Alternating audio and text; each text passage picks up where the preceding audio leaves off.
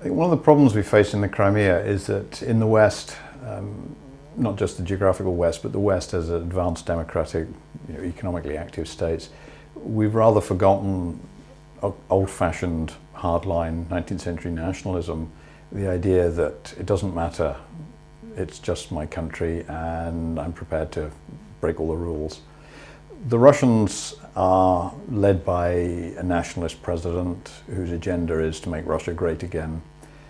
Sevastopol in the Crimea is a hero city of both the old Russian Empire and of the Soviet Union. 1 million Russians died defending this city. It's at the epicenter of their memory of who they are. Leo Tolstoy fought in the siege of Sevastopol in the 1850s. All those battle scenes in War and Peace, they're straight out of the Crimean War because he was there. So this matters to the Russians in ways that we in the West have probably lost touch with. For a nationalist president to just allow it to drift off into some foreign country which may become part of the European Union and NATO is absolutely unacceptable. Putin is not able to do that if he wishes to retain power. It's not possible. And one of the most recent developments was the referendum that is held in Crimea. Yeah.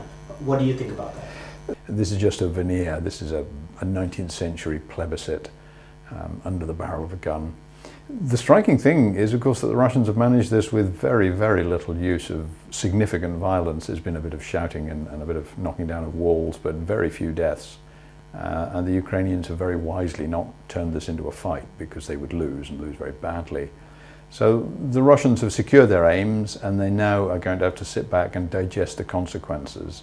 And they will be economic isolation, collapse in any economic growth, almost certainly decline in living standards, major export of wealth, further impoverishment of what is already a pretty shaky economy.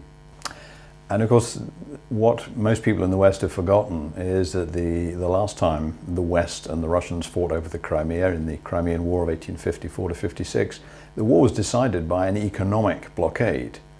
Russia in the 1850s was a major exporter of bulky primary produce, in those days grain, timber, iron, and the West stopped buying.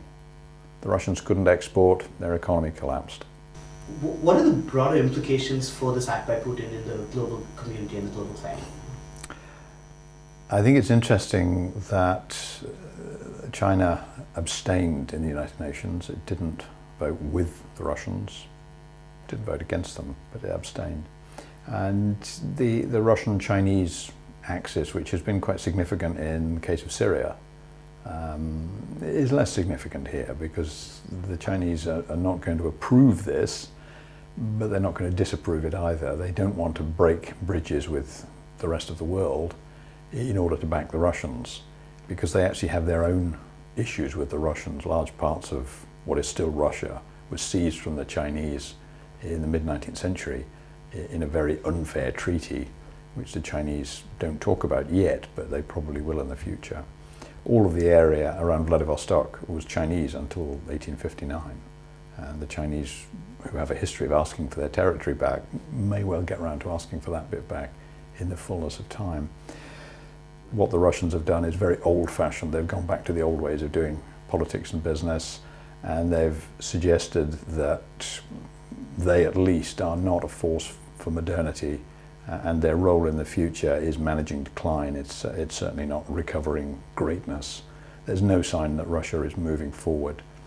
Putin has talked about rebuilding the Russian Navy for 20 years. It hasn't happened. They just don't have the money, the human resources, the infrastructure, the assets to do these things. So they're living in a post-imperial decline mode. It's a little like the British and Suez in 1956. Ultimately, it's probably not a very clever piece of politics, but it plays very strongly to a domestic agenda which still sees Russian control, Russian empire, Russian power as a very powerful motivator. I think Putin's problem is that, popular as it is at home, it is very unpopular abroad and it will have negative consequences. But the Russians are more prisoners of their history than most, and you can't rewrite the history.